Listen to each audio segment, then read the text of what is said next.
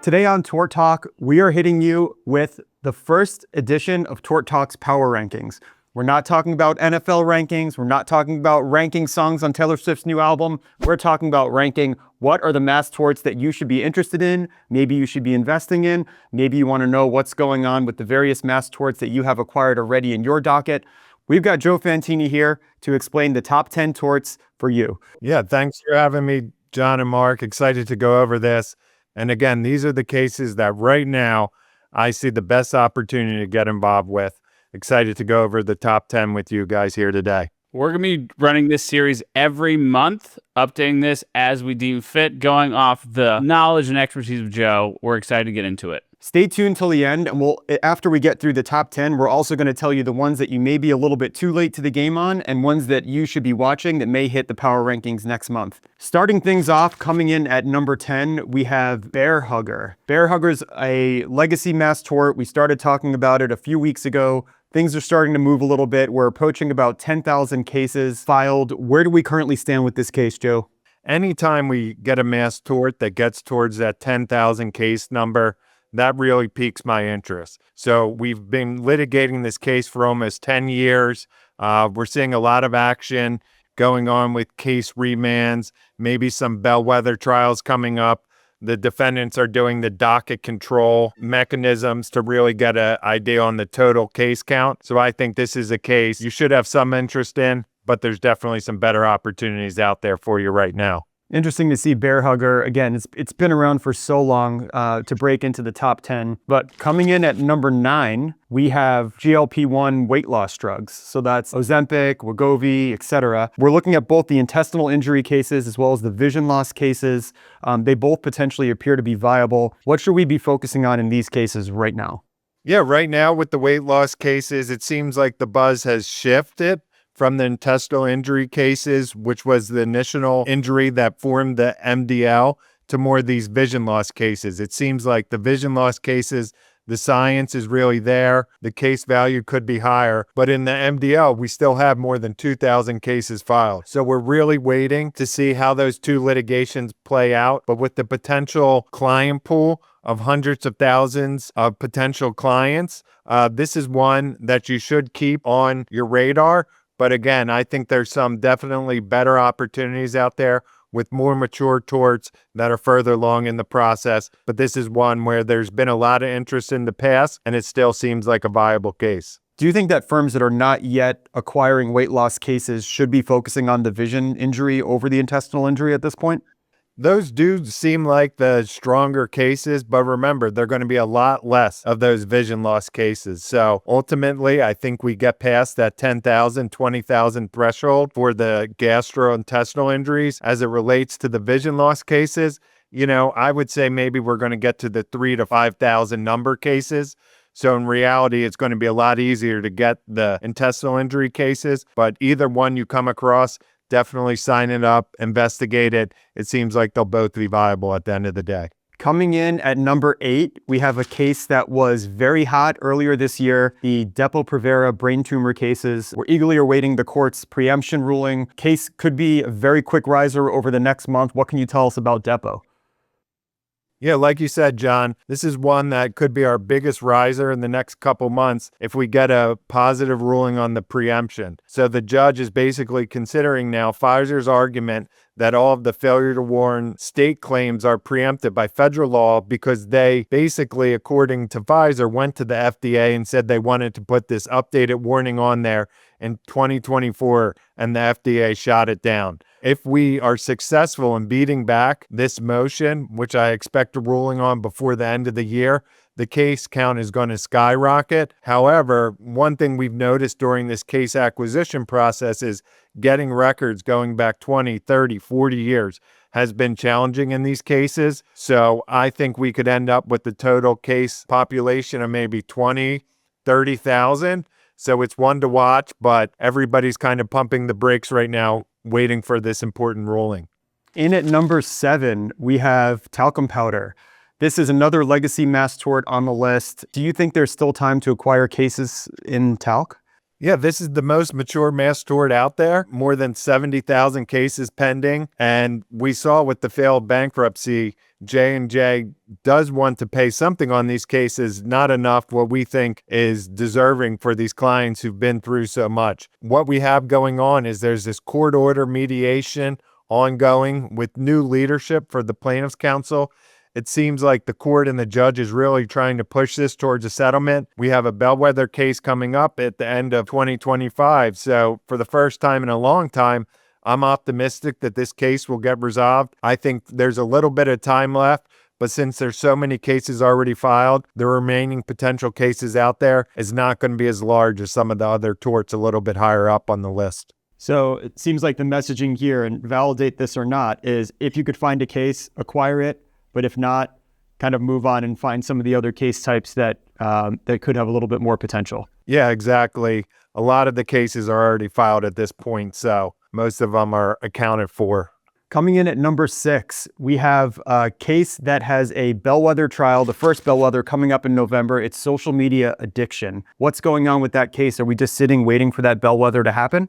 We talked a little bit before in another episode about the social media addiction. There's about 2,000 to 3,000 cases pending. This all-important bellwether trial is coming up in November. That's really going to give us an indication of how these cases play out. I don't think, and I haven't really heard much about settlements on a global level in these cases. So I think once we get that ruling from the jury before the end of the year, we'll have some momentum and more people will be getting involved in that litigation. When we're talking about social media addiction, and I know that we have covered this before, but specifically which platforms are included in this MDL? Yeah, so for these, we're looking at kind of the big players. We're looking at TikTok. We're looking at Facebook, now called Meta, Snap. So those are the main players in this litigation in the social media addiction one. Moving on to number 5, another addiction case type. We're looking at video game addiction. It's the first one in the top 5 here. Everyone is really buzzing about this case. Why is video game addiction something that people should be looking at as we kind of look to close out 2025? Yeah, this is a case where it's not going to be as mature as other cases in the top 5. So there's definitely a little bit of risk involved. But what we're seeing is in the industry, everybody is really, really excited about this case. There's been firms that have been working on it for years. We have a centralized consolidated action ongoing in California. The potential pool of these injured minors is in the hundreds of thousands of cases. So as the cases develop and we learn more, it's really coming out how bad and how addictive these platforms were. So what we're going to see is, in my eyes, a mass tort that ends up with probably more than 200,000 claimants. So there's a lot of opportunity to get in. But remember, this is a newer tort, so you're going to be carrying the case for a number of years, but the opportunity seems right to get involved now.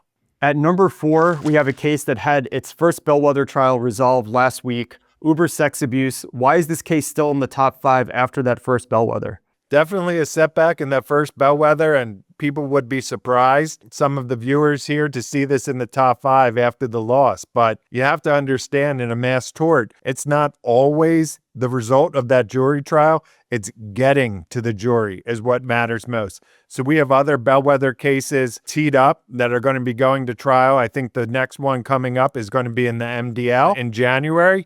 And what everybody needs to remember is that the jury in the first bellwether trial did find that Uber was negligent for what happened and their failure to vet and to hire these drivers. There wasn't that causation connection that would have gotten us a plaintiff verdict. So taking that information, learning from that, I think we're going to see this case continue to build, and I'm feeling positive about the next Uber sex abuse trial. I think the plaintiffs come out on top on that one. That'll be very interesting. How do you think that the MDL bellwether would then affect the California cases that are consolidated? Yeah, so they're different litigations, but they involve the same parties. So we usually see in the bigger mass torts a parallel state court action. So we get different rulings from the judges. But if we get a positive ruling, a positive jury verdict, in the MDL, that almost is going to give us the playbook that we can then use and implement in the state court action. So they're different, but once we get momentum in one of the two, it usually helps for the other one. I love that you not only report on the news of what happens, but you actually analyze it and help us understand how this is going to affect the future cases as well. Coming in at number 3, we've got toxic baby food. So relatively risky mass tort. We have an argument scheduled for December. Is this one at number 3 really worth the risk? This is really risky. I'm not going to assure anybody of anything, and compared to the top two, the risk is significant. But if you want to get involved in a case that's going to make a big difference, I think this is the one to do it. We have some really sophisticated firms leading this litigation. The science keeps getting stronger day in and day out. Everybody agrees that the autism issues and the ADHD it's an epidemic in this country. So something's going to be done. I feel like we're going to win this argument in December, and then this litigation is going to be off and running. This tort, it might only be an opportunity for some of those more experienced or seasoned mass tort law firms. But I can tell you, all of the top mass tort firms, they're all in on this one. I would follow their lead because they're usually right. We've got 2 left in our power rankings. Coming in at number 2, we have hair relaxer. It's a relatively mature mass tort. Settlement negotiations with the mediator have begun. We've got a bellwether trial date set for 2026. Is that correct? Yeah, that's right. So this is a case that I like for a lot of reasons that you mentioned. It's really mature. And what I mean by that is this MDL has been going on for years. We're past that 10,000 number case count. That's another big indicator for me. We're holding firm for the science day in the beginning of January, and then we're going to have the trial, like you said, within 9 months. It's a little more complicated, this case, because we have a lot of different defendants, and that always makes settlement negotiations harder because we have to get not just the plaintiffs, but also multiple defense attorneys to agree. But I think we're going to get there, and I feel really positive on this. I honestly don't see any reason why these cases should get kicked. So this is one that I'm really excited about. I think the case count's going to continue to build, and we'll have a positive outcome here. Before we release the number 1 power ranking, let's go through ones that just didn't make the top 10. Ones to watch. What are the top mass torts that people should be paying attention to that didn't hit the top 10? Yeah, there's 2 that got everybody's interest. They're going to be Roblox and Tylenol. So we talked about Tylenol. Everybody knows we had the MDL form previously. The judge excluded our experts, basically ending the litigation. We appealed that up to the Second Circuit. There was supposed to be oral argument, but that got postponed after the FDA came out and said that there was a connection between autism and Tylenol being used by pregnant women. We're going to have an argument in November. It seems like momentum's building for that decision to get overturned, and then there could be a huge MDL flowing, which we're all pretty excited about.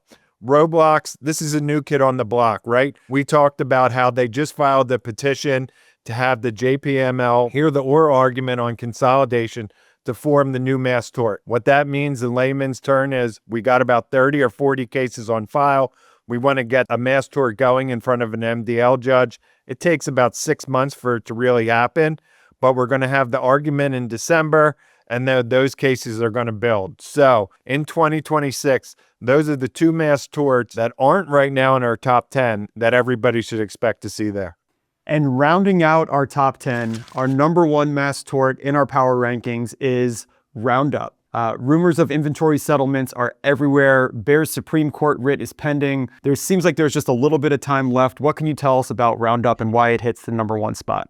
It's in the number 1 spot for me because we know the roadmap. We know the plan on how to get people compensated in these cases. Basically, what happened is Bair has already paid 100,000 cases, $10 billion. From their public statements, we're hearing about how they've added an additional $1.5 billion to their reserves to pay the litigation costs up over about $6 or $7 billion. We heard earlier this year from Bair that there was a large inventory settlement with a law firm. And that's telling me that they're settling these cases. The writ is pending for the Supreme Court. Whether or not they take it up, we don't know. Even if they do, the argument likely won't be until June of next year. So right now, I think we're in this window where there's a little bit more time to get some cases and get them resolved. But a sure thing, it almost seems like there isn't in Mass Torts. But because we've already seen $10 billion paid out, that's why it's in the number one spot for me. Thank you so much, Joe. We've got the top 10 here. We'll be revisiting the power rankings every month. What are the Mass Torts that didn't crack the top 10 and likely will never crack the top 10 again because they're too late to the game?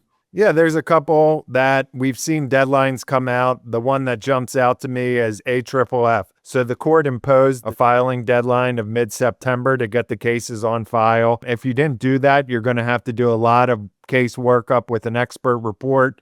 So I just don't see that one being heavily pursued going forward. Another one that is probably a little bit too late potentially is Suboxone. Again, we saw a mass filing going on earlier this year where most of the cases got on record. So there could be some additional cases trickling in. But those two cases, I wouldn't be personally investing a ton in because I think maybe the opportunity's passed and the cases on our top 10 list are the ones where I'd be putting my attention. Excellent.